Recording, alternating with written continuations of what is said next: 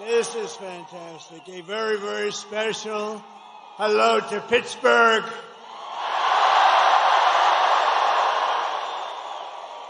And Pennsylvania. I went to school in Pennsylvania. I know everything about Pennsylvania.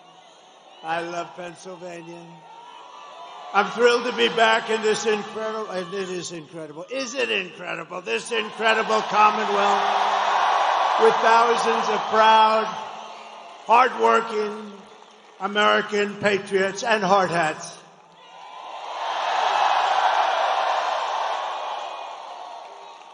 People have no idea how smart they are. These are great people, let me tell you. I love them. I'd like to begin by asking a very, very simple and easy to understand question. Are you better off now than you were 4 years ago? Does anybody disagree? It's dangerous, don't do it. But over the past 4 years, Americans have suffered one catastrophic failure, betrayal, and humiliation after another.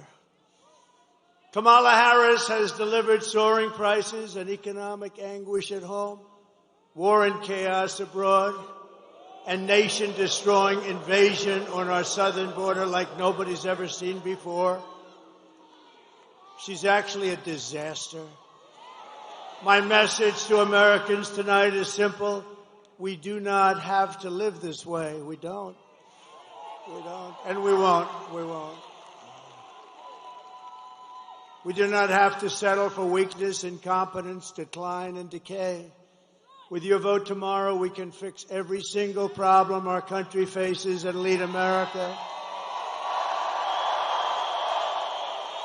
and indeed the whole world, to new heights of glory.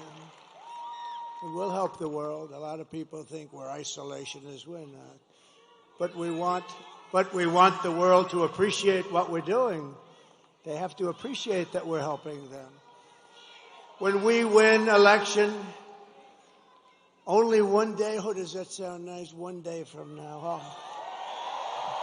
We've been waiting for 4 years for this. 4 years. Right? Look at all these senators. Look at all these senators and congressmen. We've been waiting 4 years. Oh, now it's what I've been saying. Only 1 year from now. Only 6 months from now. It's 6 months.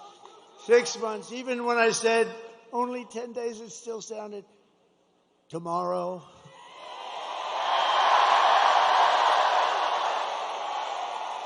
I will end inflation. I will stop the invasion of criminals coming across our border, and we will stop it rapidly. I will strengthen our military. And as you know, we totally rebuilt our military, but now it needs a little strengthening after giving a big chunk of it to Afghanistan. Figure that out. Figure that one out. I will restore peace in the world, and I will rescue the American dream. Together we will begin the 4 greatest years in the history of our country, and we will launch the most extraordinary economic boom the world has ever seen, and we'll do it by utilizing the assets that we have. If you vote for Kamala, you will have 4 more years of misery, failure, and disaster. Our country may never recover. Vote for me and I will deliver rising wages, soaring income, and a colossal surge of jobs, wealth, and opportunity for Americans of every race, religion, color, and creed, every one of them. A vote for Trump means your groceries will be cheaper. So many people mention, I go in, so many people mention groceries, that beautiful but simple word, groceries. Sir, my groceries. You don't think of it that way, but that's what they mention more than anything, my groceries. Your paychecks will be higher, your streets will be safer and cleaner. Your communities will be richer, and your future will be brighter than ever before.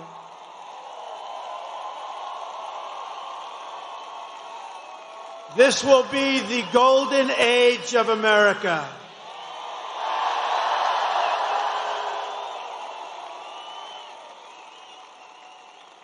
Just a few months ago, in a beautiful field in Pennsylvania, not far from where we are tonight, an assassin tried to stop our movement.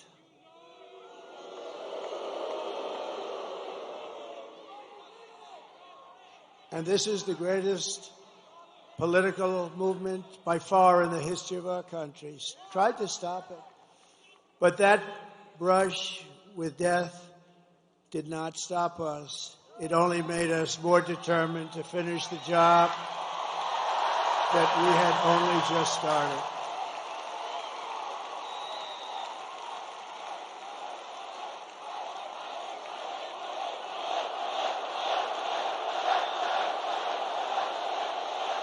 Thank you. Thank you. Thank you very much. This is a frisky group.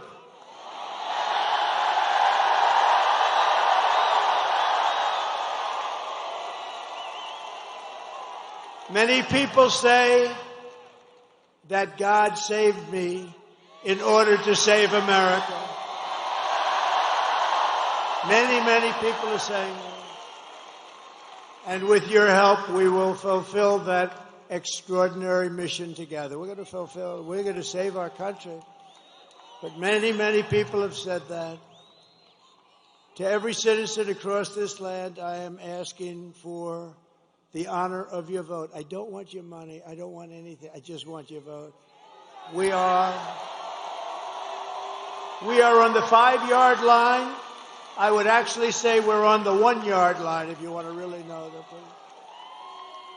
And some of the, oh, that's a lot of fake news back there. Look at that. You know, for a person that they hate, they sure do show up, right? Man. That's a big group of people. Some are actually good and some are just absolutely terrible. All right, thank you for being here. It shows that ratings are more important than hatred. I've always said that. As your president, I will fight for you every single day with every breath in my body. I will fight. Together we will save this country. We will defeat the corrupt system in Washington, and America's future will be an absolutely incredible one. That's what it is. But we got to start immediately. It can't wait any longer. It's not going to be possible. This is all you really need to know. It's simple, not particularly beautiful as a statement, but very simple. It's Kamala broke it. I will fix it.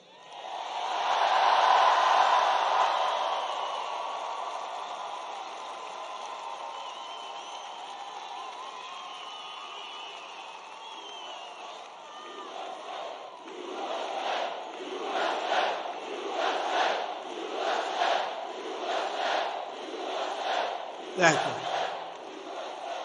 And I don't know if you know, but Kamala has a little rally going on. And when I say little, I mean little. It's a competing rally. It's not this giant place that's sold out. What a beautiful, this is a beautiful place. But,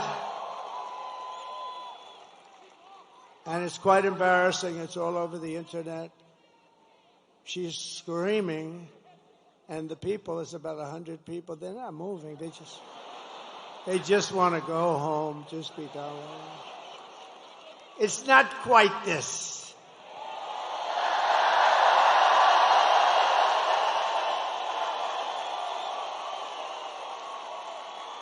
You see the front row? You have a lot of front row Joes. We have more front row Joes here than she's got at her big rally. This was the big one. No, it's a whole host.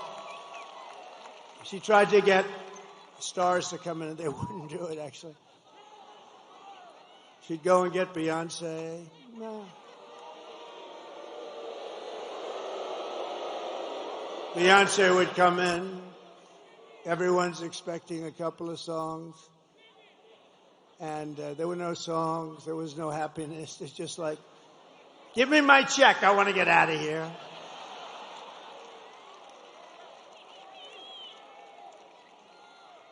But you always put the star. She should have learned this from Crooked Hillary.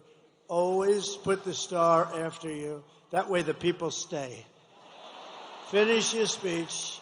Let the star. And even if she doesn't sing, they booed like hell. But the press didn't play that. They booed both of them the hell out of the stadium. But you know what?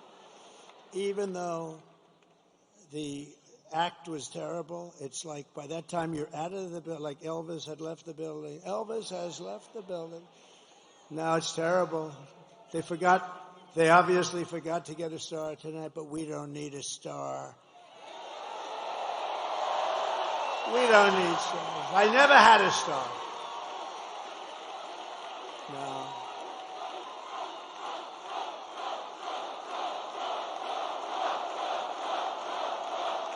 We don't need a star. Just to bring it back into seriousness, we don't need a star because we have policy. We have great policy. We have great policy. No, we do have great policy. Look, they have horrible policy. They've got a machine that's incredible. They've got a vicious, horrible, horrible group of people, a machine where they can have open borders and let people pour into the country. They can have transgender operations at any age, anytime you want. They can be pushing men playing in women's sports.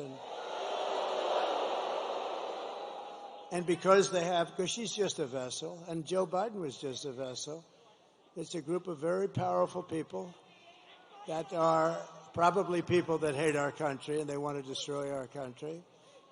Somebody said, are they dumb? Well, who would have these? It's embarrassing when I say, we will keep men out of women's sports. I'm saying, can you imagine saying that 10 years ago? They'd say, this guy's cracked up. This guy's crazy. Who the hell's going to have men playing? Did you see the Olympic boxing where two people who transitioned? They transitioned from men to women and just a light jab. That was the end of that one. You know, a jab, for those that don't know, but that's just sort of like a defensive punch. And the young lady who was a champion walked back to the court. She was from Italy. Beautiful young lady, which I'm not allowed to say. You can't say beautiful, so I'll take beautiful. But she was a beautiful young... In politics, you're not allowed to call a woman beautiful anymore. It's the end of your career. So please delete the word beautiful. Thank you very much. Well, 60 Minutes deleted the whole damn answer. What? So I'm allowed to do that, aren't I, Susan Wiles? But America will be bigger, better, bolder, richer, safer, and stronger than ever before. Tomorrow you have to stand up and tell Kamala that you've had enough, you can't take it anymore. She's the least talented person we've ever seen in government. She allowed our borders to be open. She's allowed bad things to happen. She allowed a man who was grossly incompetent to remain in the most important position of any country in the world when they're talking nuclear weapons and they're talking wars. And she still says, oh, no, I didn't notice anything wrong. If she didn't notice anything wrong, then she's got a bigger problem than he has. So we don't like it, Kamala. We don't like what you've done. You're the worst vice president in history. He's the worst president in history. Kamala, you're fired. Get out. Get out. You're fired.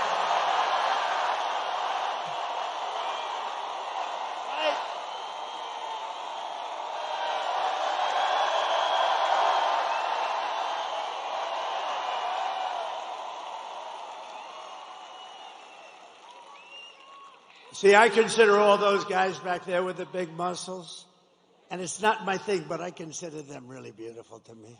They're beautiful people, and they are productive people. They make our country work and run. They built our country. They did.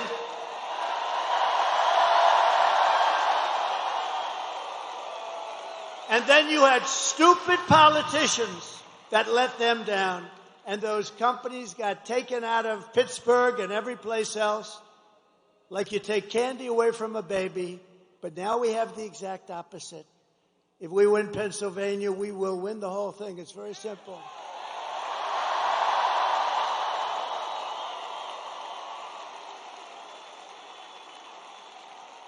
And I do believe it is, I say you have to make, I do believe it is too big to rig. I think it's too big to rig. They'll try. And they are trying, you know, though. It's too big to rig. This is a big movement. This is, you know, we did great in 2016. We did much better in 2020. But a lot of bad things happened. He turned out to be a brilliant candidate from his basement that nobody ever heard. No, this is that big, powerful, vicious party. No, it's a vicious machine.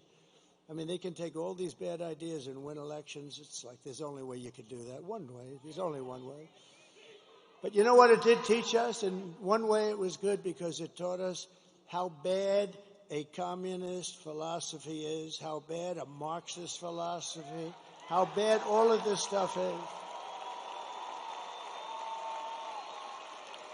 And we'll really be able to get our country back the way it should be. It's much easier because you're going to realize how bad it is. It's just what's happening.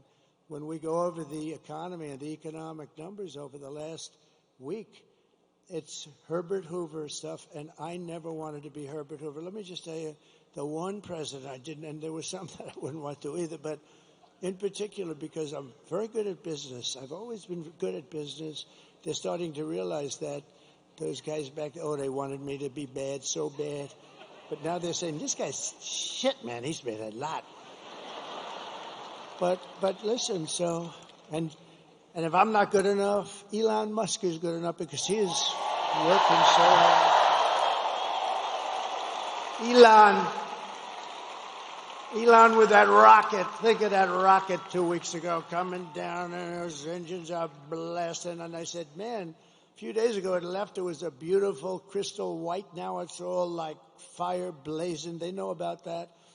Like it went through a steel furnace, by the way, but that's what it did. 10,000 degrees coming down at like 20,000 miles an hour. So think of it. A car's going 90. You're going, this is like 20,000 miles coming down, 22-story building. Then it stops, starts flipping around, starts finding this crazy site in the middle of wherever it was. And I told this story. I hope I don't bore you with it, but I had this guy on the phone. I told it at another rally, and I don't want to bore. Did anybody hear this story? Should I tell it again? It's quick. I hate to tell it again. I hate to double up, but this is sort of. So I'm talking to this guy, one of the most important people in the nation, in his mind, only in his mind. And because I was president, and they say most likely like about a 96.2% chance. Well, we can't remember. If you remember 2016, I was given a 3% chance of winning. And then I won Florida, and it went to, think of it. So she was at 97, and I was at 3. Then I won Florida. She went down to 92. Then I won Georgia. Then I won North Carolina. Then I won South Carolina. Then I ran the whole East Coast. And then people started going crazy. Remember the woman with the glasses and that big head of hair? She was screaming. I said to my beautiful wife, why is she screaming? We're going to make America great. Why is she screaming? But she was not too happy. I wonder whatever happened to that woman. She became famous. They were going crazy. Then she had a 55% chance. Then it was a 49%. They went crazy. But that was something. So based on what I'm hearing, he's at right now 4%. She's at 4%.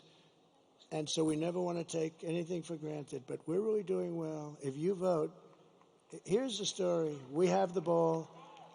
It's ours to win. The only thing I ask is that you go out and vote. Because if you vote, we're going to win.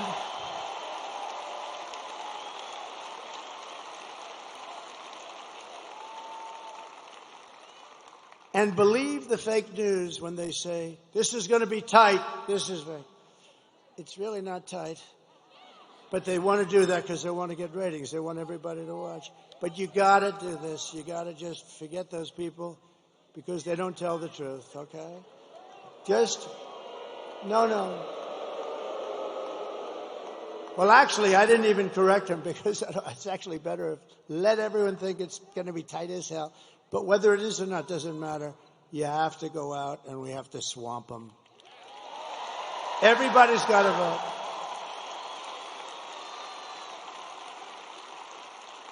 So over the past 4 years, Kamala has orchestrated the most egregious betrayal that any leader in American history has ever inflicted upon its people. She has violated her oath, eradicated our sovereign border. This is a sovereign border. Unleashed an army of gangs and criminal migrants from prisons and jails, the toughest people there are. And I was here with a great group just the other night. I was in Penn State territory, and we had a packed room. We had a packed, not room, it was a stadium, the place.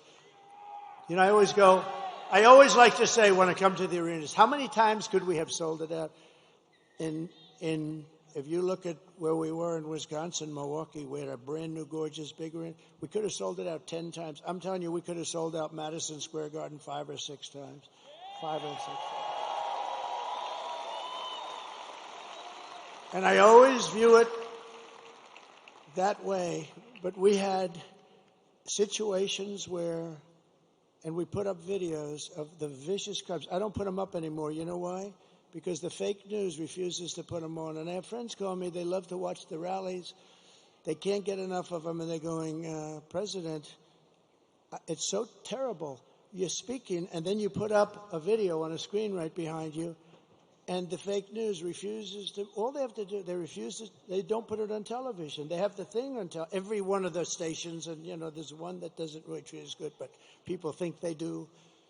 Nobody can figure that one out, I'm sure. They don't treat me good, but that's okay. But listen, they can't move the television. They can't move. All they have to do is take that camera and go like this, 1 inch over, 1 inch up, and you'd be able to see the screens, but you can't see them. So I don't really bother with it anymore. It's a terrible thing, We have to get them to straighten out because I think without a free and fair press, it's very hard to do what we want to do. It's a very hard thing. Very hard thing to do. But they're allowing people to come in from insane asylums and mental institutions from all around the world, from Venezuela to the Congo in Africa. They're stealing our jobs, and they're stealing countless American lives. They're killing a lot of people, much more than you're reading about. The day I take office, the migrant invasion ends and the restoration of our country begins.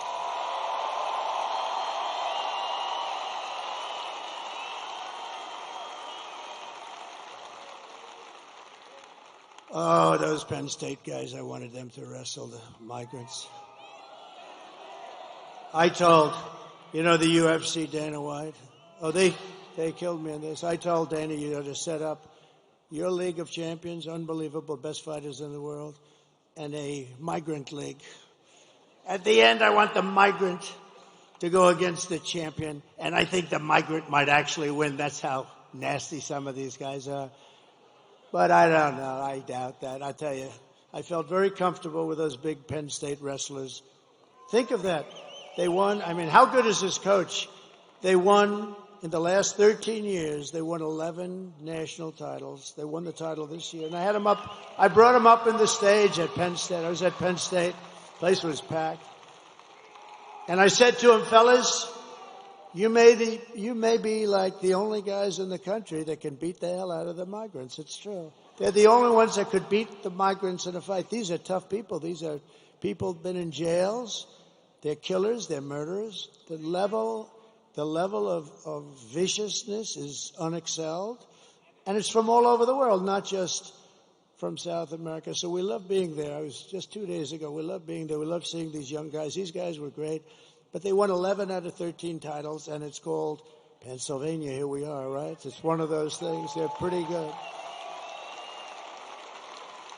But we have to stop because the United States is now an occupied country. We're an occupied. Can you imagine somebody getting up and making a statement? We are an occupied country. When you look at what's happening in Aurora, when you look at what's happening in all places, Springfield, how about Springfield, Ohio? We're an occupied country. And, those are just the places you hear about. But they're taking over large sections of the country. Colorado. Remember Colorado? They're the ones that started the movement, the governor, the weak, pathetic governor of Colorado. He's a radical leftist, and he's afraid of the people, the gangs from Venezuela. He's afraid of them. He's afraid to do anything. He's lost control of his state. But he was the one that wanted to have Trump taken off the ballot, even though I was leading all of the Democrats, all of the Republicans at the time. I was number one. And they went to the United States Supreme Court and got a 9-0 approval, but that Trump has the right to run for president. He wanted me off the ballot. And the people in Colorado, and you know who is more angry than the Republicans? The Democrats, the regular, not the politician Democrats. And they showed me with polls where I was leading in a state that normally, of course, they have all mail-in voting, so, you can't count too much on that. But if God would come down from heaven, if God would come down and be the vote counter just for one night, he'd only take 1 second because, God works faster. God works faster, Megyn, than anybody else I can imagine. Right? So we only need God for 1 second. He'll do the job. He'll do the job and he'll be gone. You'd see we'd win a lot of these places. California sends out 38 million ballots. They send them out all over the place. They come back. Nobody knows what the hell is happening. Some people get 8 ballots, some people get 5, and some only get 2 or 3. And I went to California. We had a rally. We had 107,000 people show up. I said, there's no way I would lose. And I do well with Hispanics. A poll just came out. I'm at 56% with Hispanics compared to this woman who was at 36%. How about that?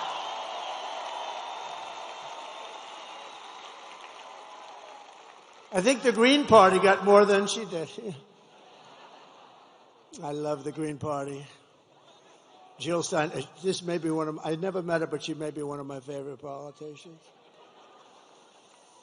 But it will soon be, think of it, we're an occupied country, but it will soon be an occupied country no longer. It's not going to be an occupied country.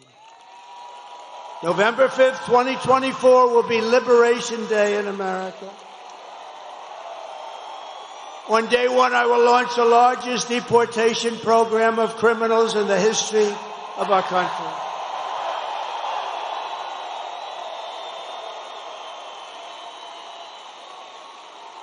And I don't want to do that. I'm not looking to do that. I think it's terrible to do, but we have no choice. These are murderers. 13,099 put out by the Border Patrol, who, by the way, 2 weeks ago gave me the best endorsement you've ever seen.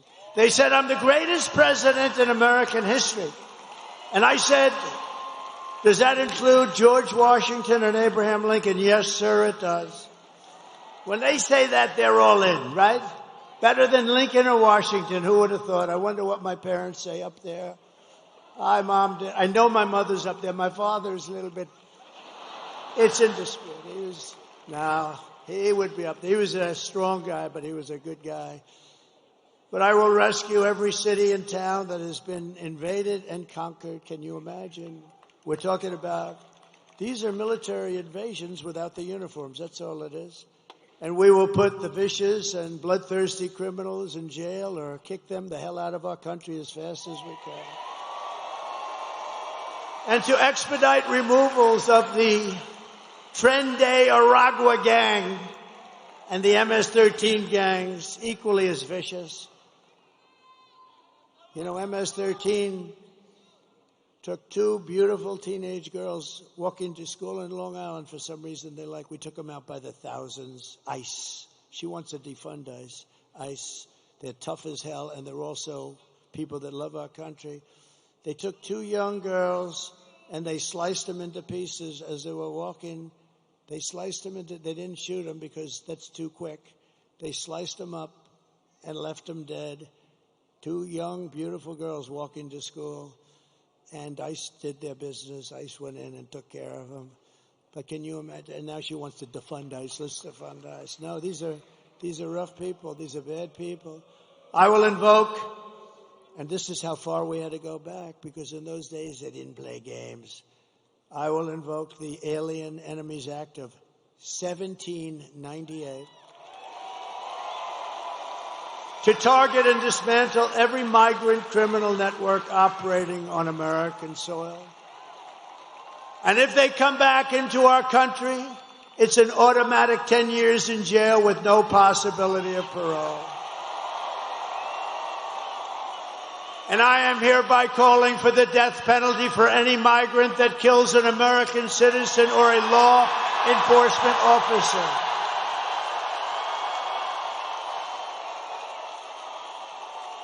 Right?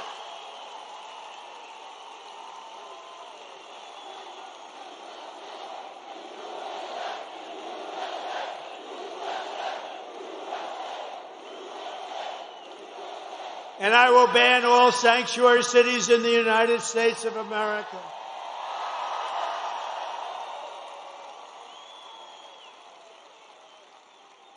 And I am going to immediately do something that nobody's ever heard before. And I've wanted to do it for a long time, but I don't want these guys to do it because they won't do it properly. We will immediately stop the drugs pouring across our border. We lose 300,000 people. You don't lose 90. They've been saying 90. We lose 300,000. Everybody in this room knows people that were devastated. Their children mostly, but the parents too. They die.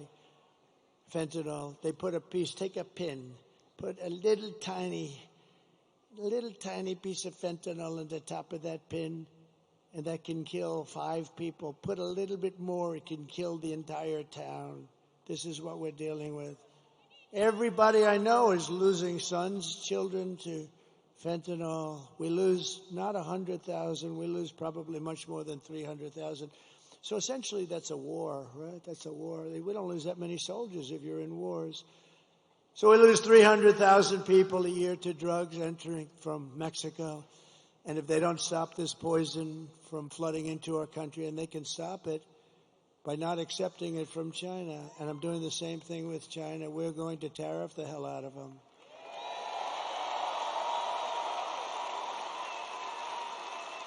And Mexico, you know, people are surprised to hear this. Mexico is our largest trading partner. And if we put even a small tariff on, like 10, 15%, you're talking about tens of billions of dollars, and they're not going to want to have that long. And they're strong. They can stop it if they want. They can do it if they want. They'll probably have to make a deal with the cartels, because the cartels totally run Mexico, totally.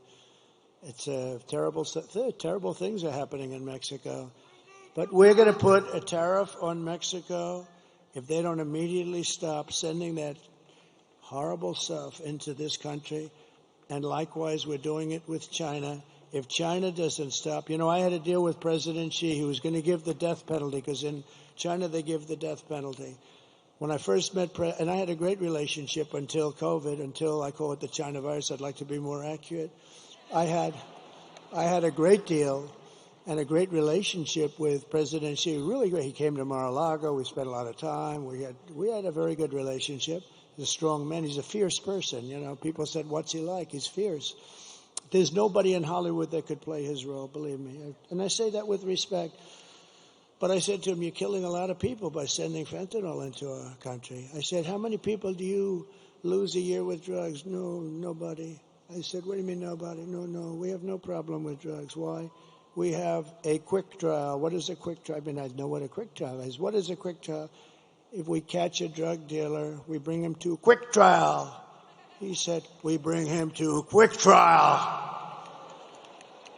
And they're almost always found guilty. And then we send the bullet home to the family, and the family must pay us for the bullet. Can you believe this? This is a little different than our country. In our country, they'd lawyer up, they'd be going to trial for 30 years. But they have no drug, they have zero drug problem.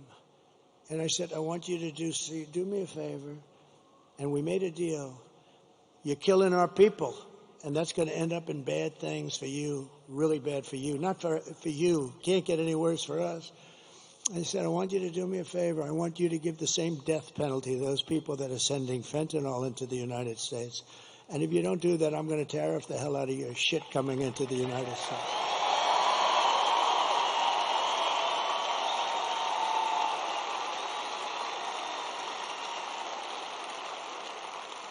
And guess what?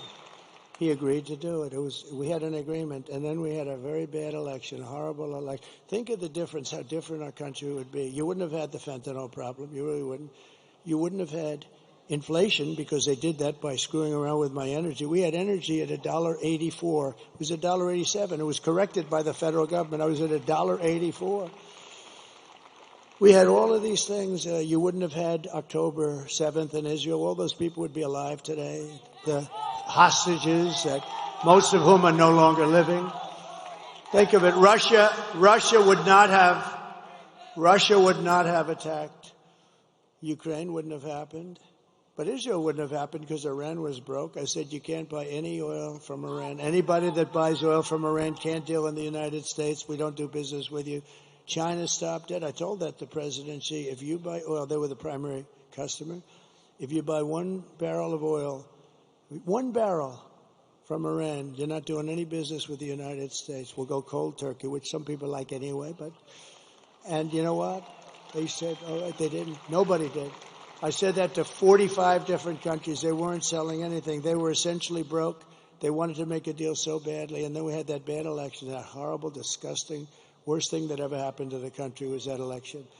And I left, and they didn't follow up the deal that I made. And the fentanyl is now pouring into Mexico at numbers, and more people are dying, and it comes across this open border, and we're taking in more drugs, human smuggling, all women, setting records. Bring up my all-time favorite chart, if it's possible to find. Where is that all-time favorite?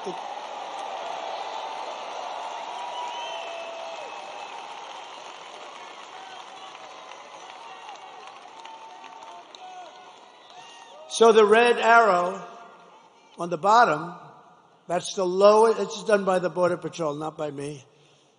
It looks like something done by me, doesn't it? But that was my last day in office. Look at the red arrow. That was the lowest that we've ever had. Drugs, it includes drugs, but drugs and human trafficking, but mostly illegals coming into the United States of America. Look at that number. And it would have gone down. All they had to do is leave it alone, leave the people we had, Brandon Judd, all these great people. Tom Homan was consulting me. And all these great people, that's all they've done in their life. And we had it down to a science. The drugs were coming in at the slowest rate. But we had illegals almost stopped. By now they would have been literally stopped. And by the way, we want people to come into our country, but they have to come in legally. They have to come in legally. They have to show they can love our country. They have to show that they didn't murder 7 people along the way. But that's the lowest point, and I love that chart. Even if it was bad numbers, which is not, but even if it was horrible numbers, I would love that chart so much. That chart was right over there. It never was over there, and it was never over there because I always do this toward the end of a speech, not the beginning. I looked over there at that chart, and I said, what the hell was that? Man, yeah. So that was pretty amazing. But, you know, I do want to tell you one quick story. So I'm in Detroit, and Mexico is getting rather rough with us in terms of trade. And we're not going to take it. We don't have to take it. We have a good trade deal, but, you know, nobody knows how to use it because they're stupid people. And Mexico is doing things that aren't good. And, you know, China's using Mexico is a subchapter S corporation practically. China's putting a lot of money into, you know, they're running the they're running things pretty good, and they're going to build the largest auto plant. I was making a speech at the Detroit Economic Club. But a year and a half ago, it looked like I was going to run, and I wanted to go see an auto plant because we're getting screwed on autos. I mean, everyone's moving their plants over. Actually, Elon built a big plant in Texas, okay? We like it. All right? Elon built a very big plant in Texas. We got to give credit. We love Elon. He gave me another of the greatest. You know where he is right now? He's in another part of your state.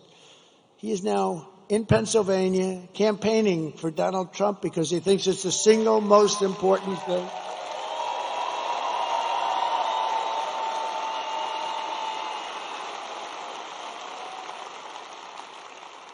And you know, he said something to me that was interesting, because nobody knows computers. That rocket I was telling you about, the way it laid down, he said that's all computers operating the engines. The engines are the easy part. He said the computers, it's tremendous computerization, the way it just shifted it over, so beautiful.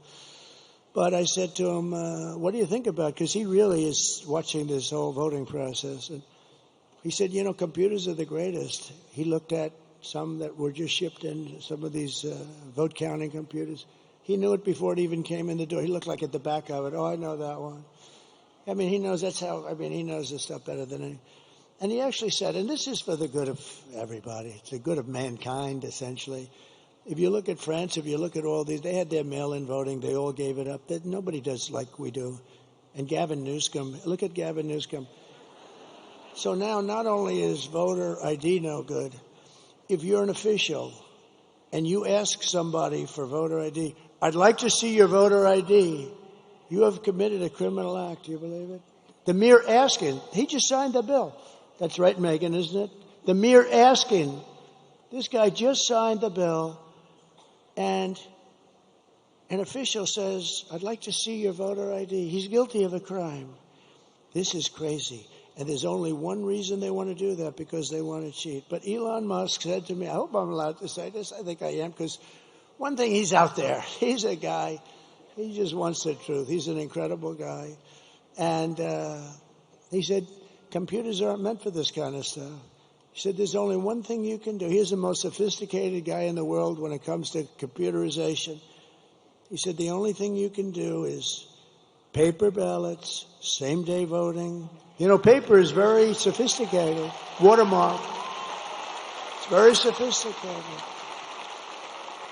Paper ballots, voter ID, one-day voting, not 10 days where you say, oh, let's move these boxes from that room to this room because we're going to fix the air conditioning.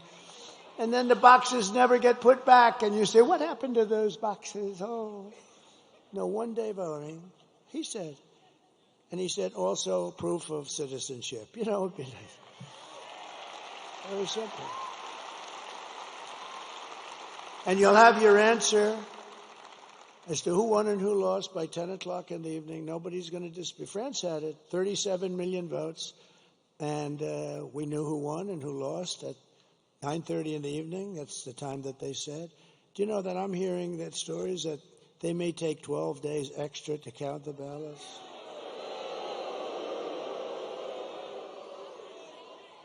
And bad things happen when you do that, although today we won a very good case in Georgia, where the judge ruled that no, they're not allowed to have unlimited extensions for the votes to come in.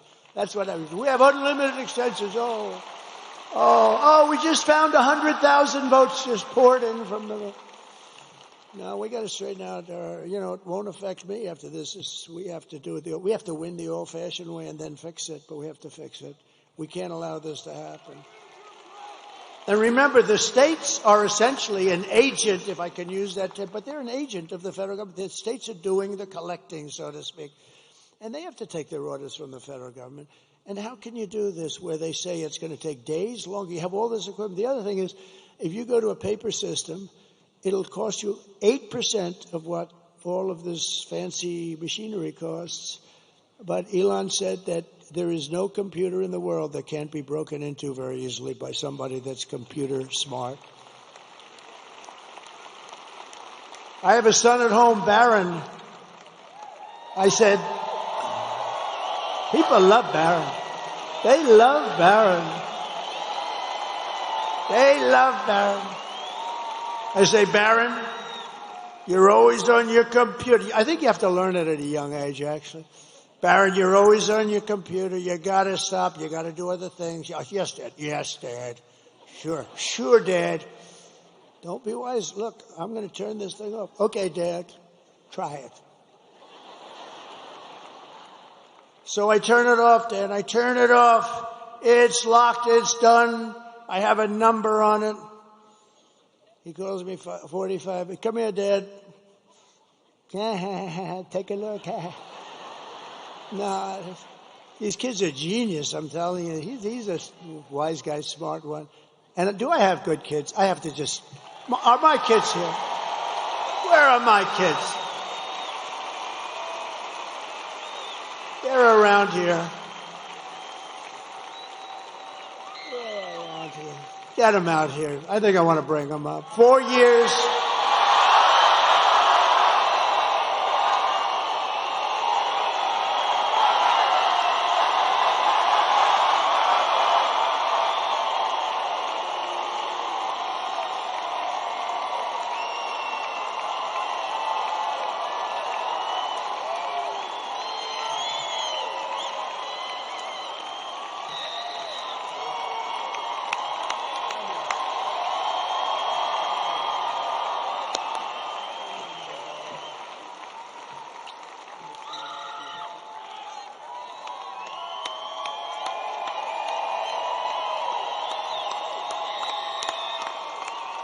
Because they've been with us, and Barron's home, and he's watching this. He's watching. He's a little young.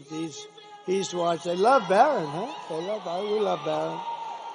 And Ivanka's great. She watches. She loves this whole thing. She loves it. She loves you. She loves it. She loves the whole thing.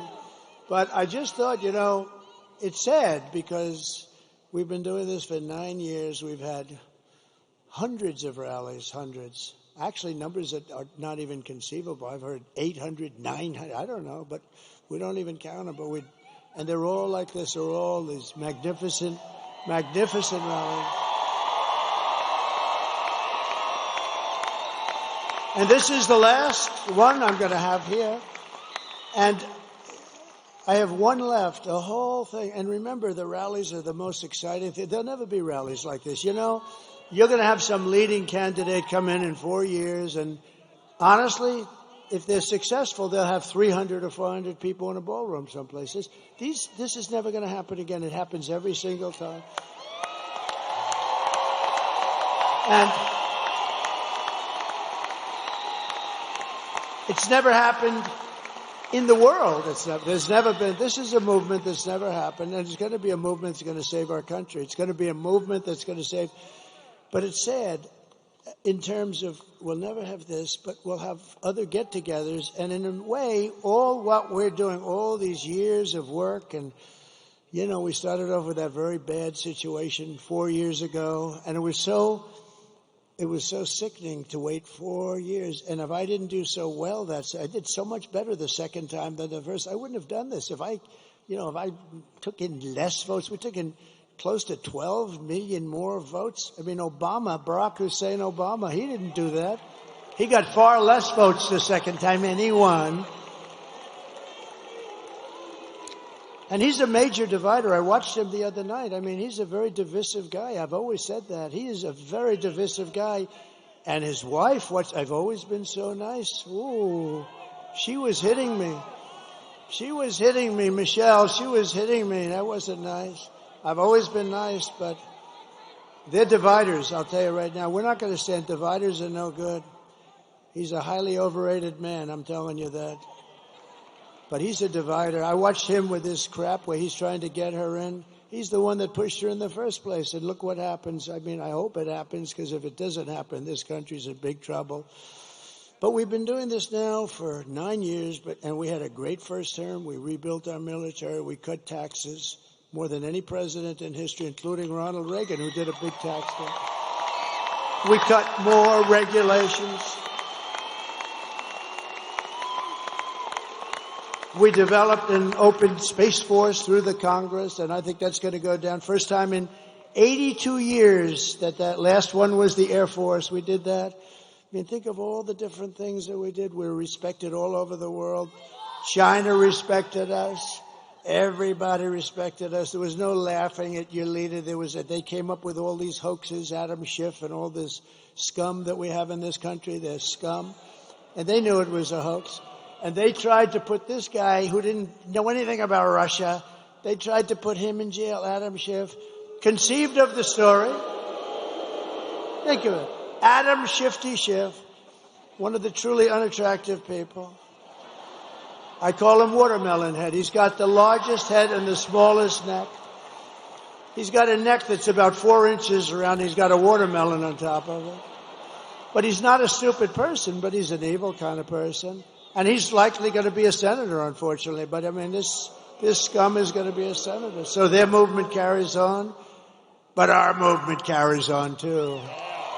As long as ours carries on. No, he's got the smallest neck I've ever seen. Do you think he can play football for the Pittsburgh Steelers? I don't think so. One shot, and there goes the whole thing would fall apart. One little shot. One tiny tap like that, boom, falls off.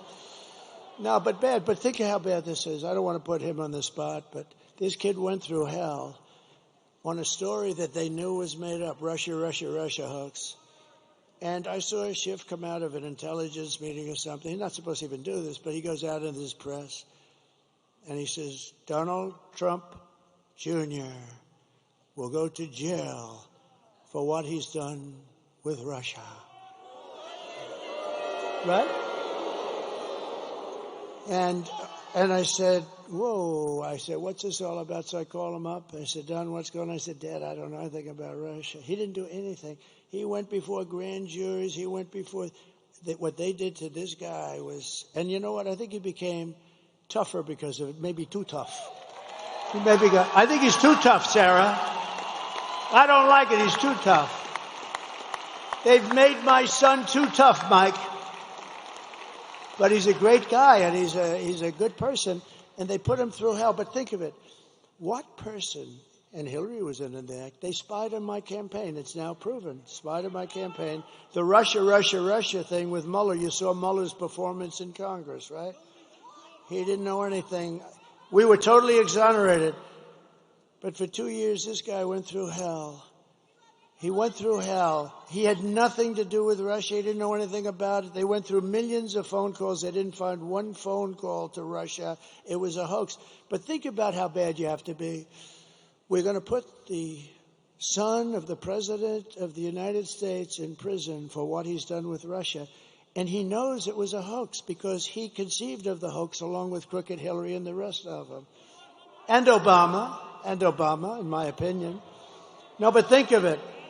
He conceived of a hoax, and he wants my son to go to prison. That is human scum. I'm sorry. And he'll probably go on to be a senator, and that's okay because we have blocked them. Everything we've done, we've won against, but they are bad people. You know, if they put that genius toward making our country great, boy, would we have fun. We would have fun together. But I don't know if they're capable of doing that. It would be great if we could bring everybody together. The time we came together is just previous to COVID. We're the most successful country ever in history. We were doubling up in China. They were paying us billions of dollars. No other president took in anything. And you know what was happening? Everybody had jobs. African American, Asian American, everybody. Asian, the Hispanics. Look at me with Hispanics. They remember that period 4 years, 5 years ago. But everybody was successful. Men, women, people that went to MIT, Harvard, and Wharton, and people that didn't have a degree.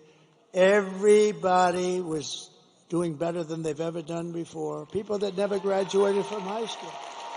And I'll tell you what was happening is I was getting calls from people that I would say are the radical left, but people that were definitely very far left, and people wanted to start meeting. There was a whole thing. This country was coming together, and then we we got hit with something that nobody knew what the hell it was, although I did say it was from the Wuhan lab. I was right about that. And bad things happened, and we actually did a great job. Never got the credit for that. We got the credit for what we did with the economy. For what we did, we rebuilt the entire U.S. military, and we knocked the hell out of ISIS. It took them. They were fighting ISIS for 18 years. It took me 4 weeks to get rid of them, right? 4 weeks. So, 4 weeks to get rid of them. But I will tell you, and I just say this because so many people say, is there any way to unify the country? And I used to sort of say, no, look, we want to have walls, we want to have borders, and they don't. I think it has to just be explained. I think that's an easy one. They want the men and women's sports things. You know, I've been a politician for now, I can't believe I say that, but 9 years. I've had a lot of people come up and say, well, what about taxes? What about this? Nobody's ever said, sir, it's really important to allow men to play in women's sports. I've never had anybody say it. Nobody's come up to me and said, you know, on the transgender thing, sir, it's very important to my family that you get that. I mean, these things are crazy. And yet on television, that's all they talk about. That's all they talk about. But we're going to turn this country. The bottom line is it was really starting to come together. Then we got hit. We got to fix that. Think of it. And when I turned it back over, the stock market was higher than it was just previous to COVID coming. And think of it. Amazing. We handed them something beautiful, and they blew it. They blew it right out the window. It's terrible. They blew it, and now we're going to end up in a depression, frankly, if you look at the numbers that we are going to present in a second. But I just want to thank my kids because they are great kids, and they have been with me from the beginning. They've been with me right from the beginning.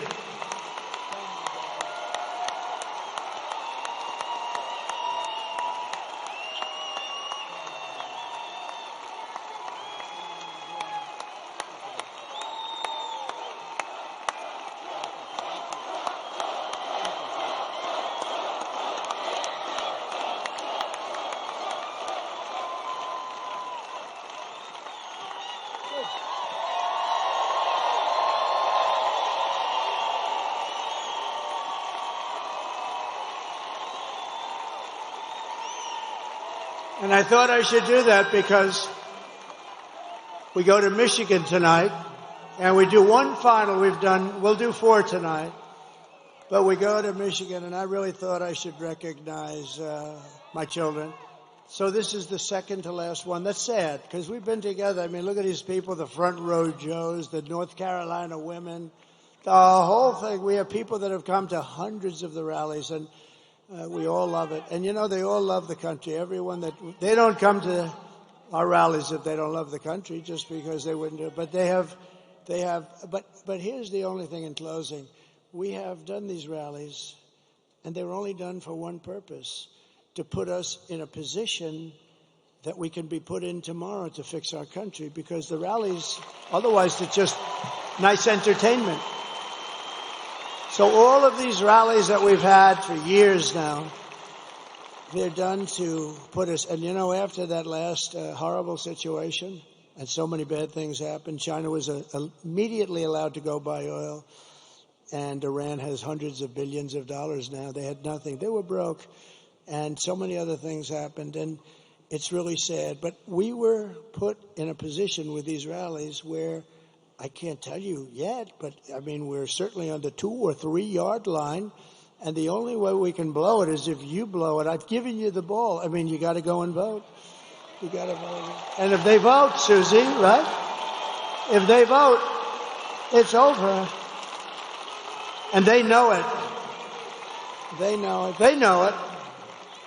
They've already pulled out of a couple of states, you know, states like, the word is they pulled out of North Carolina. They cut all their ads. They're using the money someplace else. I even heard they ran out of money. They don't have any money with all the money they raise. And they get a lot of it from unions and this and that. Even though some of the guys were telling me, the steelworkers, they say the steelworkers are with you, just the top guys aren't. Because you know what? I don't even blame them. It's a habit. So many years, 50, 60, 70 years, they support the Democrats like a habit. But they're going to do a lot better with me. I want to tell you one quick story because it has to do with these people, because I want to save their jobs, whether it's auto workers or steel workers. So China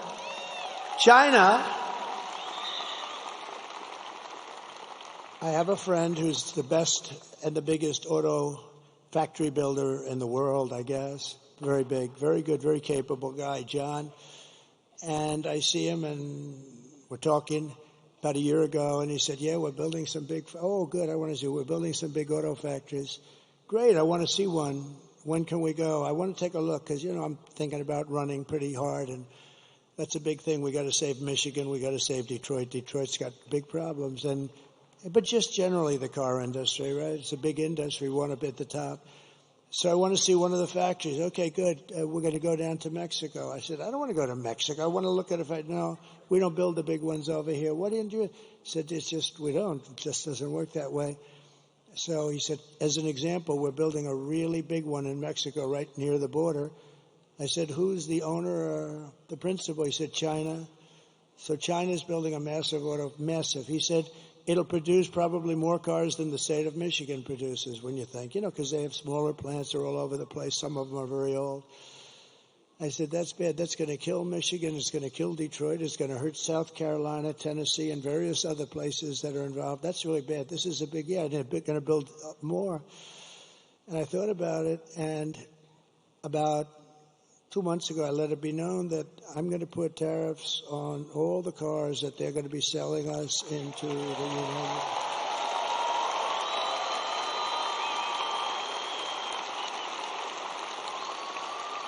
And I let it be known that the tariffs will be about 100%, and 100% tariff on any car that's made in these factories in Mexico, probably any car coming in from Mexico. Remember, I'm going to put tariffs. This is a big thing. I'm putting tariffs on Mexico. If they don't straighten out this drug, it's their problem. They're coming through Mexico, and Mexico's accepting this fentanyl. And I'm putting tariffs on Mexico. Every damn thing that they sell into the United States is going to have like a 25% tariff until they stop drugs from coming in. And let me tell you something. Those drugs will stop so damn fast that your head will spin. And I'm not playing games. And I'm doing the same thing to China. If they want to sell Mexico fentanyl at levels that it's going crazy right now what they're doing. At least we fought it like hell, and we did relatively successful. You can never, they put it in hubcaps of cars. It's tough. It's all over the place. It's genius, some of these devices they come up with. But I've told China, you want to sell, we're going to have a good relationship with China, hopefully. I want to have a good relationship. But you sell fentanyl into the United States through Mexico, we're putting a 25% or so tariff on until such time as you stop doing it. And they're not going to do it for long, because that is a massive penalty. And we don't have to fight. We don't have to fight with guns. I had no wars. I stopped wars. I stopped two countries from fighting each other that have nothing to do with us. You can ask Rick Grinnell, who did a great job for us, and you can ask Mike Pompeo. He's here. I stopped countries from fighting wars that had nothing to do with us. Just say, listen, fellas, you've been killing each other for 1,000 years. And they both did business with the United States and made money.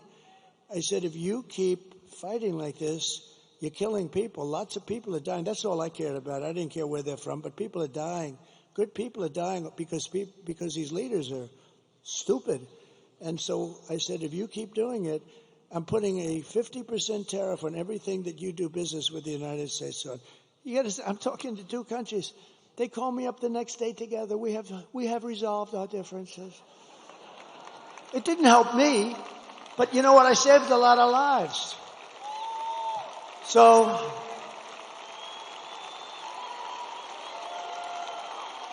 getting back to the auto plant, because, I may be the greatest weaver of all time. But what happens, only brilliant people can do that. Stupid people can't do it because they get lost. Where am I? So the stories are very boring. They have to go right down like this, right down to the bottom. They can't weave it all, but I can weave and tell you all these stories. And they're all related, and in some cases not too much, 10%, but 10% is enough. So getting back to where we started. So I see John. I'm at the Detroit Economic Club last week. Had a great people. And I see John sitting in the audience, right where that big, strong guy is with the label in his jacket, right there, you with a hat on. Big, powerful guy. He's much more powerful physically than John, I can guarantee you that. But I see John sitting right there, and I'm making a speech. I want to see John. I want to get this speech over with. I want to find out what the hell's happening with that plant. But I had told everybody that if they build that plant, I'm putting a 100% tariff on every car that stupid plant makes, because they're looking to hurt our country. And I did that and then sort of forgot about it. But now I see John. I say, do me a favor, that guy sitting over there, please bring him backstage after I'm finished speaking. They bring him backstage. I say, hi, John, how's that plant going where China's going to spend all that money to build a big plant that's going to hurt the United States and kill its auto industry? He said, sir, I was notified last week that they've given up the plant. They're not going to build it. They think you're going to win. And if you win, they think it's going to be a very bad experience for them. They're going to lose their shit. And that's what happened. And I stopped it. And those guys back there, I took some pictures with a few of them, and they were hugging and kissing me. I said, get off me. Look at the size of those arms over there. They never kissed a man in their life. And you know why? Because I put tariffs on China dumping steel in the United States, and every one of those guys is working now. Right? And they're all working now, and their steel plants are open. And I was just starting. So they like Trump. The rank and file loves Trump. The other guys are sort of like, there's something strange going on. But I don't care. It doesn't matter. I don't want the other guys. I just want these guys. I'll tell you, the Teamsters supported Trump, 62%. And they have a great leader. They have a great leader in the Teamsters, right, Steve? Sean O'Brien is a great leader, but he just took a neutral, and I think that's good. But he took a neutral position. But they took a vote with the Teamsters, and the Teamsters voted for us, and the firemen voted for us. I mean, everybody's voting for us. And I like union, I like non-union, I like everything. Depends where you are, but the unions have been amazing. But the steel unions, they were all going to go out of business. If I didn't put those tariffs on, there wouldn't be one steel plant in this country open, and that's a business, right? And that's a business we need. Look, I'm going to keep us out of World War III. We're not going to have World War III. But if we ever had, steel is a business you have to have. If we ever had a war, you need steel. War with China. Oh, do you think they'll keep selling us steel? I don't think so. We need more steel from China as we attack China. These people are crazy. So that's one of the reasons I like those guys. And it was a 50% tariff, and I would have lifted it higher, but they practically stopped. And all these steel mills are open today because of what I did. There wouldn't be a steel mill in the country. And these guys didn't have the guts. They would have never had the guts to do it. So 4 years of Kamala have delivered nothing but economic hell for the American workers and the auto workers, all workers. Her inflation disaster has made life unaffordable and cost families over $30,000 in higher prices. We've got to get the prices down, and we will. When we bring the energy way down, the prices are going to come down. It's very simple. It's not that complicated. When they took over energy and they made it like they're going to close up everything, the prices of energy went up, and that drives it. It's so big, energy, it's so powerful. And we have more than any other country, but we don't use it. Just days ago, we had the worst jobs report in modern history with only 12,000 jobs that were created. We used to hearing 250,000 jobs. It wasn't as good as we anticipated. 12,000 jobs. That's like Walmart. Think of it. Oh, Walmart deals in those numbers. This is a country. But listen to these numbers. 30,000 private sector jobs were killed in a single month. And most of the hiring is done by government jobs, so it's easy. You just tell the government to hire some more people to keep your numbers up. But they're not the jobs you want. You want the jobs like the people standing behind me.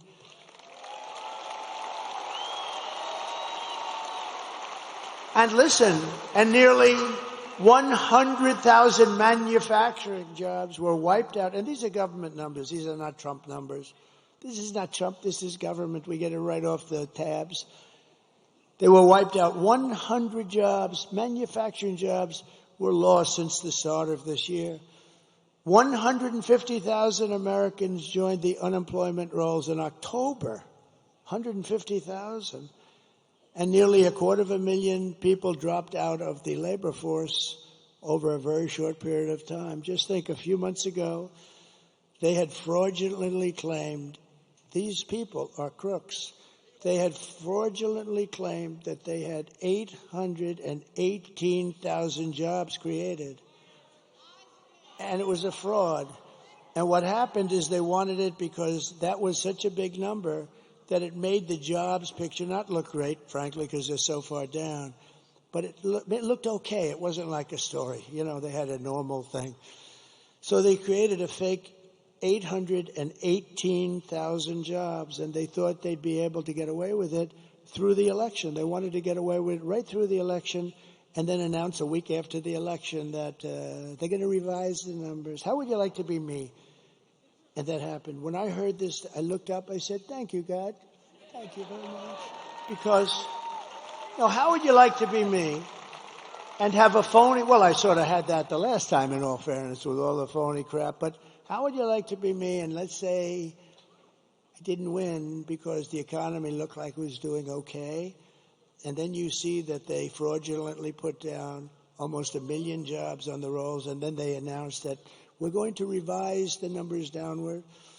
But they also did something else because they just revised past jobs report down by an estimated 112,000 fake jobs. So that's almost 1 million fake jobs, and the press doesn't want to write about it. But Megyn Kelly will write about it and talk about it, and others will, but they have to know about it. Meanwhile, 100% of the net jobs created in the United States of America has gone only to migrants. Migrants have occupied 100%. And these are depression-type numbers. And that's where we're heading. If she's elected, that's where we're heading. If she's elected, this is a depression. This is a 1929, and there was nothing worse than that. This is in 1990s where it was not good, but fine. This is a 1929 where people were jumping off buildings. This is a 1929. It took 25 years to recover from that mess. And I always said, I said it before, the one president I don't want to be under any circumstances is Herbert Hoover. And that was done by bad tax policy simultaneously with lifting all sorts of other things that made it impossible for people. A lot of mistakes were made. But it took 20 to 25 years to recover.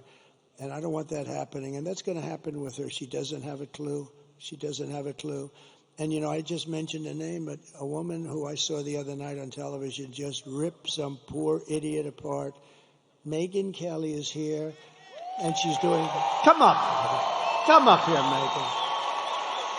She ripped a guy apart.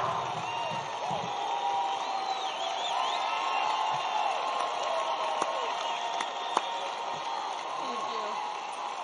Nice to see you. Hi, everybody. It's great to see you. Can you believe this guy? Can you believe the energy and the stamina on this guy at his age? I'm ready to go to sleep over there. He's got another rally to go to till tonight. Let me tell you, first of all, one of the reasons why I wanted to come here, one of the many reasons I wanted to come here. When I launched my show 4 years ago, we had Mark Cuban on the program. Yeah. You may have seen he was in the news this week. And he started going on about how bad America's race history was and how ashamed he was of America, and that's why he was at all these protests, and he felt it was really important to stand up and speak out about human rights violations. And then it got awkward when I asked him about all the money he was taking from China. But then he dropped a bunch of F-bombs, and I thought, I really enjoy this feeling of proving Mark Cuban wrong. And so here I am at a Trump rally, a strong, intelligent woman to prove Mark Cuban wrong again.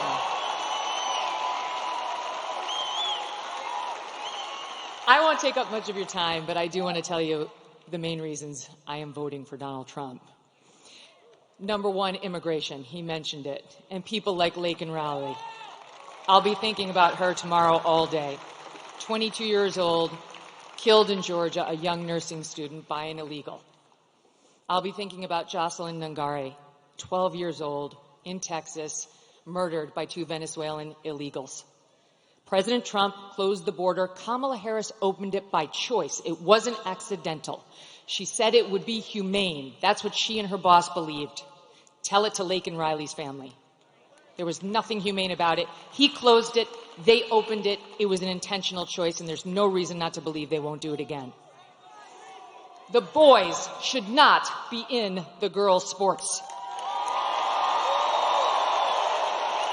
The boys should not be in the girls' bathrooms. The boys should not be in the girls' locker rooms.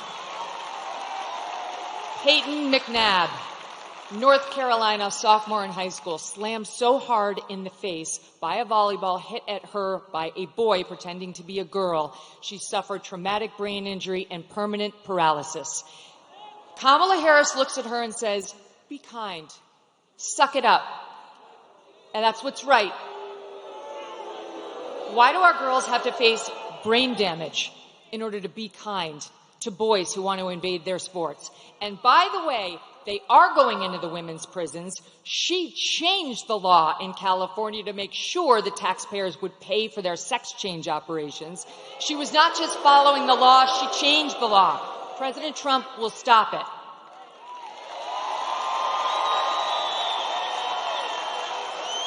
He got mocked by the left for saying he would be a protector of women. He will be a protector of women, and it's why I'm voting for him. He will close the border. He will keep the boys out of girls' sports and where they don't belong. And you know what else? One more thing. He will look out for our boys, too. Our forgotten boys and our forgotten men. Guys like you. Guys like these guys who've got the calluses on their hands, who work for a living with the beards and the tats, who maybe have a beer after work and don't want to be judged by people like Oprah and Beyonce, who will never have to face the consequences of her disastrous economic policies. These guys will. He gets it. President Trump gets it. He will not look at our boys like they're second-class citizens. And ladies out there who want a bit of girl power in this election, let me tell you something. How can you win when the sons and the husbands and the brothers and the dads you love are losing? It's not a win. We care, young women and older, about the lives of our children, the safety of our children. And we need not get so obsessed with what happens when they're in the womb that we forget about taking care of them once we're here and they're loved.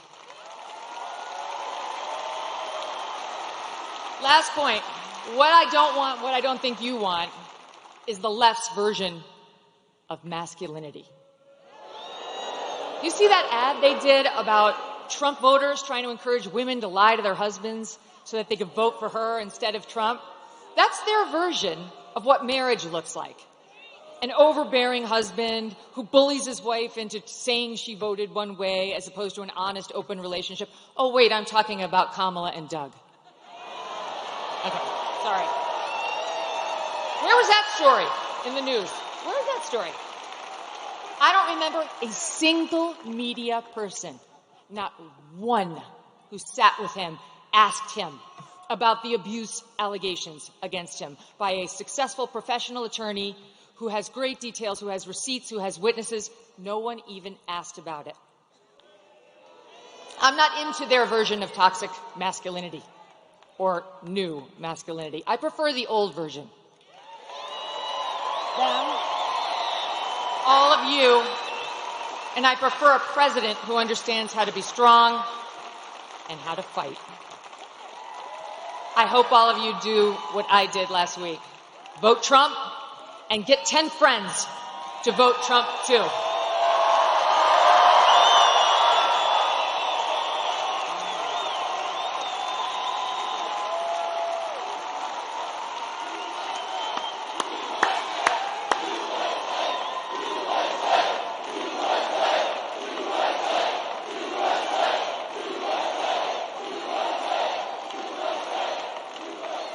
Unbelievable. Thank you. Wow.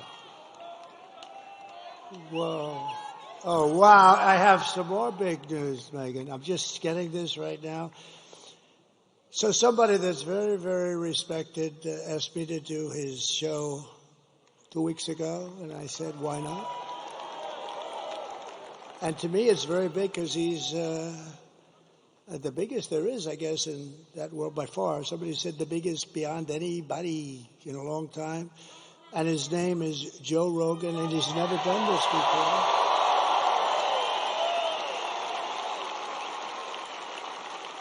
And it just came over the wires that Joe Rogan just endorsed me. Is that good?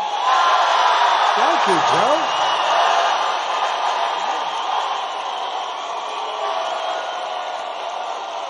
That's so nice. And he doesn't do that. He doesn't do that,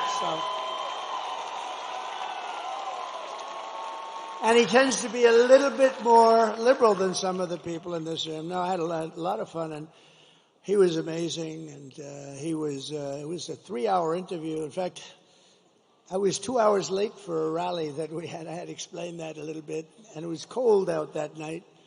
We flew, but we had to make it. We were more than 2 hours late, and they understood. I said, I just was interviewed by a very interesting guy, and he just kept going on. They called it a long form, and it could have gone a lot longer, but he was great. And he's not a person that does endorsements, but he did an endorsement. So I just want to thank Joe Rogan. That's fantastic. And Megyn, thank you very much. That was something. That's really something. Also with us tonight is the man that I hope is going to be your next senator. He's a winner. He's tough. He's smart. He loves your state. He loves your Commonwealth, and he will take this Commonwealth to new heights. He's just a spectacular guy, Dave McCormick. And Dave, I think, stand up there. I think I looked at a poll before, and I think you're doing very well. He's against a survivor. The guy is a survivor. He's a lousy senator, doesn't do a thing. Do you think he's talking about fracking? That guy talks about fracking. He's not letting fracking get it disturbed in any way, shape. We'll double up the fracking and the jobs and everything else. She's totally against, but everything in his life he's done has been successful. He was tremendously successful in college. He was a really good athlete. He was a wrestler, but I think the Penn State guys probably could have taken him. What do you think, huh? What do you think? I think maybe, but you never know, right? You never really know. There could be an upset in the making. But he's been successful at everything. He went to Wall Street, became one of the most important people on Wall Street. And I just want to say that I hope you vote for him. He's going to be a great, great senator. The Commonwealth will be happy. You'll view it as a terrific vote. And think of it, it's going to be tomorrow. It's going to be tomorrow. We have another man who's a great senator from Tennessee. I love Tennessee. You know why I love him? For a lot of reasons, but we won by 31% last time. We didn't have to do this late night stuff with Pennsylvania, but I think Pennsylvania, I think we're going to have a big number in Pennsylvania too, but I want to thank you, Senator. Bill Hagerty, please. Thank you, Senator. Good-looking senator, too. There's something about that. And you have we have so many celebrities here, it's incredible. But, Bill, thank you very much. Good. Mike Pompeo, please stand up. Mike. He lost all that weight. He's so thin now. Looks good. Thank you, Mike. I appreciate it very much. And we have members of Congress that are warriors. These guys have been fighting with me, fighting with me in the proper way, not the bad way. And they're incredible people. John Joyce, Mike Kelly, G.T. Thompson, Guy Reschenthaler. These are terrific people. And somebody told me that, Guy, you were a terrific wrestler. Is that true? I didn't hear that. So I'm never going to fight him. That's all. When you hear that stuff, don't ever go against the odds, right? That's fantastic. I heard really good. Thank you very much, Guy. I appreciate it. Former Congresswoman and Democratic, and she was a good candidate too for President of the United States. Tulsi Gabbard, a woman of great common sense. A woman of great common sense. And she just switched over to the Republican Party, so that's good. She was a Democrat. Then she became an independent, and then she became... Thank you very much. It's a great honor. She's a fantastic person. I always said, I've watched her for a long time, and I said, that's a woman of great common sense, because it's all about common sense. We could say conservative, this. It's common sense, and thank you very much. I appreciate it. A woman that we're very proud of. She started with us in the Oval Office in the White House. She became press secretary, and she then became the governor of Arkansas. Sarah Huckabee Sanders. Sarah, thank you. Beautiful. Thank you. She's doing a good job, too. Oh, we have so many great people. So somebody that ran for president, and let me tell you, he was good, he was smart, he was so impressive to me, and he was, I watched the whole thing go on. They said, should you run? I said, listen, I got a 72-point lead over everybody. People want to hire a smart person, not a smart, to be president. When you're leading by 70 or 72 points, why should you go on a debate and have 12 people knock the hell out of you? Because eventually it's got to have a little impact. So I said, I'll sit out the debates. But I watched the debates, and I watched this man, and he was unbelievable. The governor of North Dakota, he's become one of the great oil experts. That state is doing unbelievable since he's been governor. And he was like me. He was a successful businessman. He made a lot of money, and he wanted to run. And he knew the state. He was in the state, and he ran for governor. He won. He's been one of the best governors in the country, very smart, and we got to bring him in because he's not going to be running again. I guess he's term limited or something, but he's not. And we're going to find a good place for this guy. We're not going to let him go. Governor Doug Burgum. Thank you. Thank you very much. And his wife, Catherine. Catherine is phenomenal. The son of one of the greatest baseball players of all time.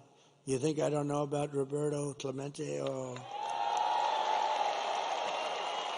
So Roberto Clemente Jr., and I hear he's quite a player also, but I'll tell you, I remember his father in deep right field. I remember the throw. I've seen a lot of baseball, and I've seen a lot of throws. And baseball doesn't seem to be quite what it was. We got to do something about that, Too many stations, too many games, too late at night. They should hire me as commissioner, although I like their commission, I do. Some commissioners I don't like. But, make baseball good. But I saw, come up here for a second, wherever you may be. Where is this guy? Because this guy was like, come up here, come on up here. Anybody with that gene, anybody with the blood in him of Roberto Clemente. Puerto Rico, I love Puerto Rico. Come on, come here. Tell them how great was your father. Thank you. That's beautiful. Please.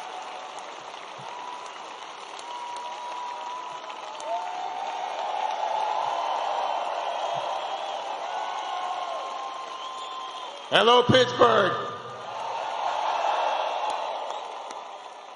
Well, one thing that I can say is that I'm very proud to be here. For the first time, I had to take a step forward. It is very important for me to support this man because I believe tomorrow is a change of time.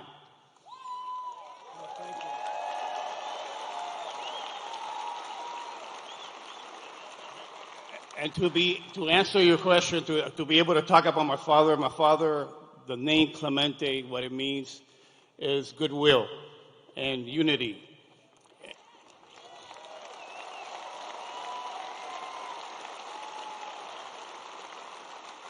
I believe that your team is going to bring it all home. I believe in everything that you stand for right now, being able to make the change for our families, my 3 kids that are very young and we live here in Pennsylvania.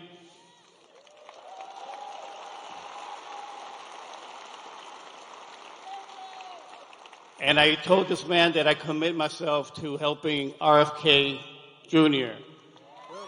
with our kids and making America healthy again.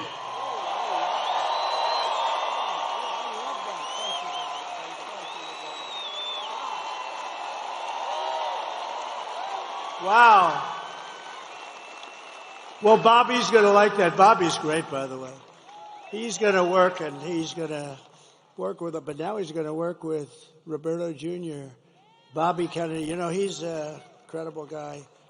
It's not an easy step. You know, they've been Democrats a long time, the Kennedy family. I'm sure they were thrilled, but Bobby had to do the right thing, and he did, and he's going to be very much involved. You know, he's got a tremendous view on health and pesticides and all the stuff, and we're not really a healthy country. You look at some countries are much healthier than we are, and they don't use all of this stuff. And so Bobby's going to pretty much do what he wants. I want him to do something really important for our country. It makes people healthier. We have obesity. We have every problem you can have, and Bobby feels very strongly about it. And he's going to be very much right. The only thing I told him, though, Bobby, you got to do one thing. Do whatever you want. You just go ahead. Work on the pesticides. Work on making women's health. He's so into women's health. And, you know, he's really unbelievable. It's such a passion. But I said, Bobby, I want you to do it, but leave the liquid gold to me. Don't trample that. Don't trample on our liquid gold, because we have more than any other country in the world by far. Don't trample on that, Bobby. Let me just close your eyes. Let me just make our country rich as hell. So I got to keep him away from that. That could be a problem, but I got to keep him away from that. So that's so exciting with Megyn and Joe. That's so exciting. I mean, we have so many great endorsements. It's just really amazing.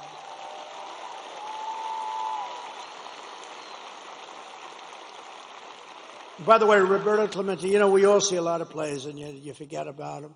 Even for those of us that have very good memories, you forget them. But I remember playing the Mets, the poor Mets. They were playing the Mets, and a ball was hit into the corner of right field. He played right field.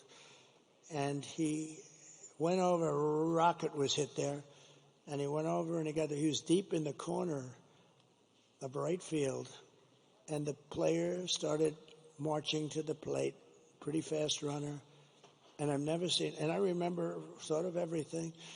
And Roberto Clemente, because he was a great hitter and all, you think of him as a hitter, but he was an incredible fielder, but he had the best arm, I think, in baseball. He threw from the deep corner of right field. It was not possible to do this. A ball that never was more than 10 feet off the ground, a strike, and the runner was out. And I said, well, there go my aspirations about being a professional baseball player. It was the greatest throw I've ever seen to this day, and so I wanted to. It's funny, he was one of the greatest hitters, but I remember him more for the throw than the hitting even. So it's an honor, and Bobby is going to be thrilled, and I've heard so many great things about you, Roberta. We're going to get you lined up, okay? I love that. Thank you very much. That's a great honor. Also, Mayor J.D. Longo is here, and Sean Parnell. Thank you, Sean. Thank you, Mayor. Good job you're doing. And a couple of friends of mine are here. Steve Witkoff, who's given so much money to North Carolina and any place that has trouble. This guy, I always bring him with me. You know why? Because if there's a trouble, he opens his wallet. He made a lot of money, and he loves giving it away to people in places that have trouble. He's an amazing guy, actually, and he opened his wallet to North Carolina, to Georgia, to a woman last night, Carmen, who lost her daughter to a migrant 5 days ago, and he felt very badly. He just helps people. He likes to help people. He's a great businessman, but he loves giving the money away. Thank you very much. Steve, stand up. Thanks. Steve Witkoff. And another man who's with us tonight, Howard Lutnick. He's working on transition with Linda McMahon, a phenomenal woman. And he rebuilt Cantor Fitzgerald. His whole firm was taken down in the World Trade Center catastrophe. The plane flew right into him practically. He had the top 3 floors. Cantor Fitzgerald, one of the most successful firms on Wall Street. And he was riding down the road at West Side Highway, and he actually saw this happen. He said, oh, my God. He saw it happen. He saw the plane go in. And you know why he wasn't there? He was always there at 6 o'clock in this morning. But for 5 years, his wife was saying, will you please take our child to school? And he said, no, I can't do it. I got to be in the office at 6 o'clock in the morning. The one day he agreed to take his beautiful child to school, he was delayed for 2 hours getting down there because he's taken this kid who turned out to be great because a long time ago. I said, when you look at that beautiful person that you produced, you thank that person. Do you thank that person every single day? But he wasn't in, probably the only day, might have been the only day in your life that you weren't in that building at 6 o'clock in the morning, right? But his brother was in the building and hundreds of other people that worked for him. And his firm, outside of a few people in Europe, his firm was wiped out in 1 instant, 1 second it was wiped out. They were actually making phone calls to their families saying, we're stuck, we can't get out. All the fire exits were wiped out and the stairs were wiped out. You couldn't get out. They called their wives. They called. His brother was calling him and the wife. I mean, the whole story is crazy. And they all died, every one of them, and he had to rebuild. He wanted to rebuild, and he rebuilt the firm bigger, better, and stronger than it ever was. And he gave a big chunk of the firm for an extended period of time to the relatives, wives, and family of the people that were killed. Howard Luckman. It's a great story, actually. That's a great story. He's a great guy. And just one other group is here because this is, we are all inclusive. And if you see what's going on up in a really incredible place, a part of the country that's very incredible, but it's under siege. It's under siege. It's happening in Detroit. It's happening in a lot of other places, but Michigan is really under siege because of what they're doing to the auto business. We're bringing it all back. You see that we're going to through a series of intelligent tariffs, no taxes, but intelligent tariffs. All those companies are going to be brought back, but we've gotten to know and really understand Muslims for Trump. How about that? Muslims for Trump.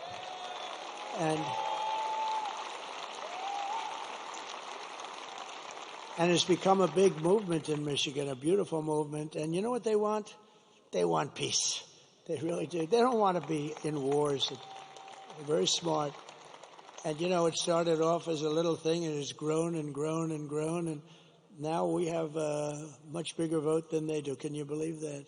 Because they said these people are stupid. All they want to do is they didn't know what to do. Actually, they were in between, and she has no idea. She doesn't know where the hell she is. She can't.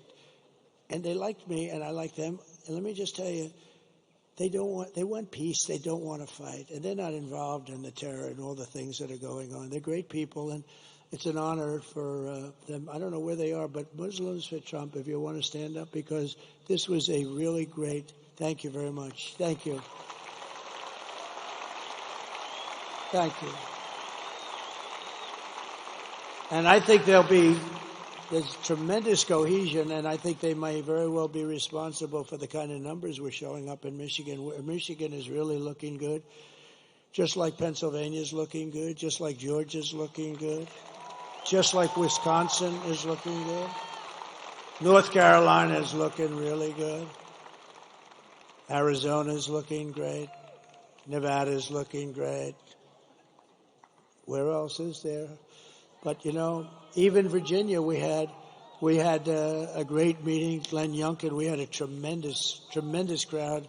It's not a swing state, but we had a tremendous crowd in Virginia. I'm hearing New Hampshire, where, these are states that aren't really in play in theory, but they're in play now. No, I think we're going to have a big day.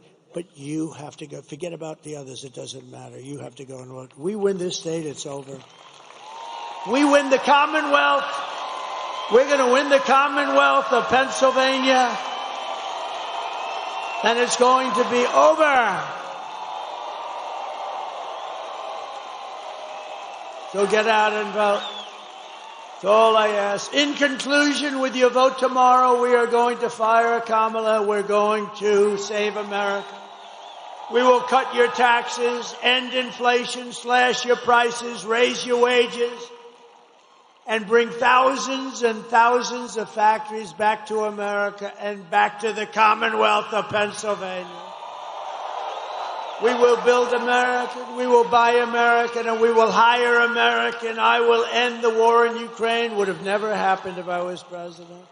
I will stop the chaos in the Middle East, and I will prevent World War III from... You're very close to World War III. You're very close, and we have people that are not the right people to handle it. They are grossly incompetent. We will crush violent crime and give our police the support, protection, resources, and respect that they so dearly deserve. They know what's going on. They know everything. They know the names of the people that are coming into our country. They know everything about them. All we have to do is let them do their job. We will strengthen and modernize our military. I rebuilt it, but now a lot was given away to Afghanistan. Can you believe? They had a parade last week where they paraded our beautiful equipment down the middle of their boulevard. I don't like watching that. And we should have never let them have Bagram, the big air base that's just literally an hour away from China. We will build a missile defense shield over our country, all made in the USA, and a lot of it made in Pennsylvania. We will rebuild our cities, including our capital in Washington, D.C., making them safe, clean, and beautiful again. We will teach our children to love our country, to honor our history, and to always respect our great American flag. I will get critical race theory and transgender insanity the hell out of our schools. And we will keep men out of women's sports. I will defend religious liberty. I will restore free speech, and I will defend the right to keep and bear arms. Your Second Amendment, your Second Amendment, your beautiful Second Amendment, which happens to be under siege, and for 4 years it was fine. After years of building up foreign nations, defending foreign borders, and protecting foreign lands, we are finally going to build up our country, defend our borders, and protect our citizens and our land. And we will stop illegal immigration once and for all. We will not be invaded. We will not be occupied. We will not be overrun. We will not be conquered. We will be a free and proud nation once again, and it will be soon. Everyone will prosper, every family will thrive, and every day will be filled with opportunity and hope and the American dream. But for that to happen, we must defeat Kamala Harris and stop her radical left agenda, which is a landslide that is too big to rig. We're going to have too big to rig. So you need to get out immediately. You have to get out tomorrow. You have to get out tomorrow and vote. For the past 9 years, we have been fighting against the most sinister and corrupt forces on earth. They're the most sinister. With your vote in this election, you can show them once and for all that the nation does not belong to them. This nation belongs to you. It belongs to you. It was hard-working patriots like you who built this country, and tomorrow it's hard-working patriots like you who are going to save our country. After all we have been through together, we stand on the verge of the 4 greatest years in American history. With your help, we will restore America's promise that we will bring back, we will take it back, we'll do whatever we have to do, the nation that we love. We love this nation. I mean, I'm doing this. I could be in the most beautiful beaches in the world getting whacked by saltwater waves with sharks in it, by the way. I don't like that. I'd rather be here. I want to be right here in Pittsburgh.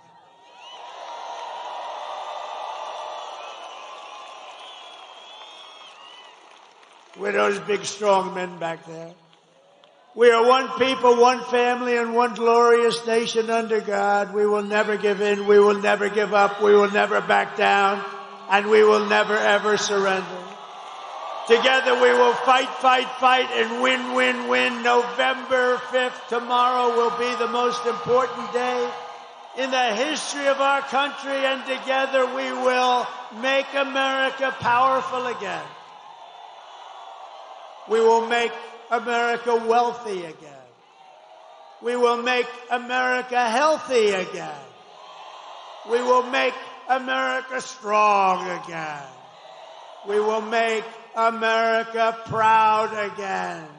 We will make America safe again. And we will make America great again. Thank you, Pittsburgh. God bless you. God bless you all.